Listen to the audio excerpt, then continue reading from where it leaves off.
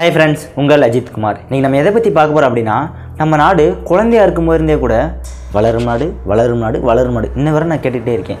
ஏன் ஒரு வேளை பணம் அதிகமாக அச்சடிக்கக்கூடாது? அப்படி அச்சடித்தா எதுவும் ஆபத்து வருமா? பணம் எந்த முறையில் அச்சடிக்கிறாங்க?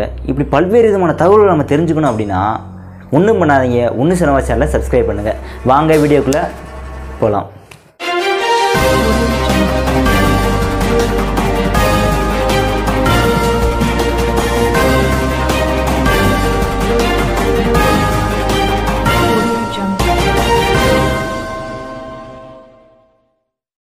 நம்ம நாட்டில் பணம் எப்படி உருவாச்சு அப்படின்னு நம்ம ஒரு டைம் பார்க்கணும். எப்படி உருவாகிருக்கோம்? அந்த காலத்தில் பண்டமாற்று முறை அப்படின்ற ஒரு முறை பண்ணாங்க. பண்டமாற்று முறைன்றது என்ன அப்படின்னா, தன்னிடம் இருக்கக்கூடிய பொருளை இன்னொருத்தனோட பொருளை வாங்கிக்கிட்டு தன்னோட பொருளை கொடுக்கறதுக்கு பேர் தான் பண்டமாற்று முறை. இந்த பண்டமாற்று முறையிலேருந்து பணன்றதுக்கு ஒரு மதிப்பு உருவாக்கி அந்த பணன்றது உலக பணம், அப்படி பல்வேறு விதமான பணங்கள் வந்துச்சு.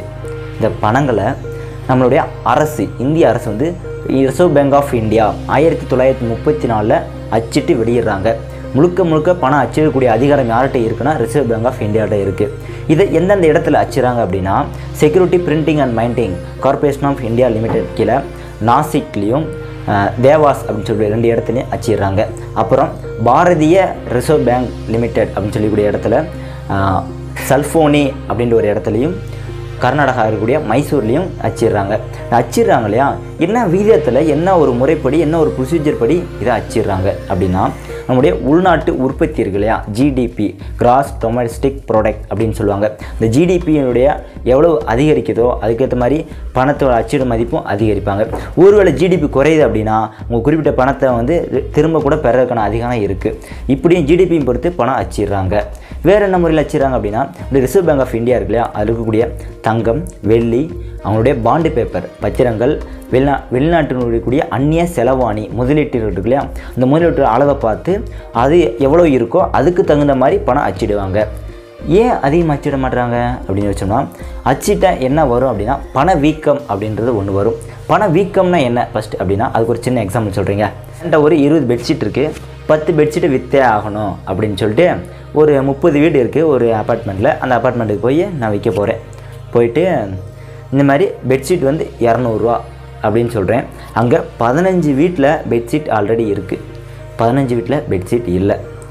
அவங்க என்ன பண்ணுறாங்க, 200 ரூபா அப்படின்றதுக்காக 25 பேர் வந்து பெட்ஷீட் வாங்குறேன் அப்படின்னு வந்து நிற்கிறாங்க. என்கிட்ட இருக்கிறதோ 20 பெட்ஷீட்டு, ஒன்று விலை 200 ரூபா, நான் விற்கணும்னு நினச்சது 10. இப்போ எனக்கு நிறையா லாபம் வரும். ஆனால் வாங்குறதுக்கான ஆள் அதிகமாக இருக்காங்க. ஆனால் சப்ளை, என்னுடைய பொருள் எவ்வளோ இருக்குது, 20 இருக்குது, 25 பேர் அதிகமாகிடுச்சு, தேவை அதிகமாக இருக்குது. இப்போ என்ன பண்ணுறேன், 200 ரூபா இருந்த பொருளை 400 ரூபாய்க்கு நான் விற்கிறேன். இதற்கு பேர் தான் பணவீக்கம். அதாவது நம்மளுடைய பணத்தின் மதிப்பு அதிகமாக பொருளோட மதிப்பு விலையும் அதிகமாகும், ஆனால் பொருளோட உற்பத்தி குறைஞ்சிரும். எக்ஸாம்பிள் சொன்னால், இப்போ உங்கள்கிட்ட ஒரு பார்த்துக்கிருக்கீங்களா, உங்கள்கிட்ட ஒரு 1 கோடி ரூபா இருக்குது. இப்போ உங்கள்கிட்ட 1 லட்ச ரூபா கூட இல்லை, ஆனால் 1 கோடி ரூபா இருக்குது அப்படின்னா நீங்கள் எந்த வேலைக்கு போவீங்களா? போக மாட்டோம். அப்போ எல்லாருமே இதோட பணத்தின் மதிப்பு அதிகமாகிடுச்சு, எல்லாருமே பணக்காரங்க ஆகிட்டாங்கன்னா யார் தான் அந்த விவசாயம் பார்க்குறது, யார் தான் அவருடைய நெல் உற்பத்தி பண்ணுறது, யார் சாப்பாடு தருவா? அங்கே ஒரு பெரிய கொஸ்டின் மார்க் இருக்கும். இப்படி பணத்தின் மதிப்பு அதிகமாக பணவீக்கம் ஏற்படுறதுனால தான் பல்வேறு நாடுகள் வந்து இழப்பை சந்திருச்சு. அப்படி எந்த நாடு வந்து இழப்பை சந்திரிச்சிருக்கோம், எதுவும் இருக்கா என்ன அப்படின்னு பார்த்தோம் அப்படின்னா, 1923 ஜெர்மனின்ற நாடு நம்ம முதல் உலகப் போரில் ஜெயிக்க போகிறேன்னு நினச்சிட்டு எல்லா நாட்டிலையும் கடன் கொடுங்க, நான் முதல் உலகப் போரில் ஜெயிக்க போகிறேன் அப்படின்னு சொல்லிட்டு எல்லா நாட்டிலையும் கடன் வாங்கிட்டு அந்த முதல் உலகப் போரிலையும் தோல்வியை தழுவின் மூலியமாக அவங்க எல்லா நாட்டுக்குமே வந்து கடன் கொடுக்க வேண்டிய சூழ்நிலை வருது. அங்கே இருக்கக்கூடிய அறிவாளியெல்லாம் யோசிச்சு, நம்ம பணத்தை நைட்டு அச்சடிச்சு எல்லா மக்களையும் கொடுத்துருவோம், நம்ம பணக்காரன்னு சொல்லிட்டு விடிய அச்சடிக்கிறாங்க, எல்லாம் பண்ணுறாங்க. எல்லா மக்கள்கிட்டையுமே பணம் அதிகமாகிடுச்சு. சரி, கடன் அடைச்சாங்களான்னு கேட்டால் கிடையாது, இருக்கிறதுலே காட்டி மோசமான நிலையை அடைஞ்சிட்டாங்க.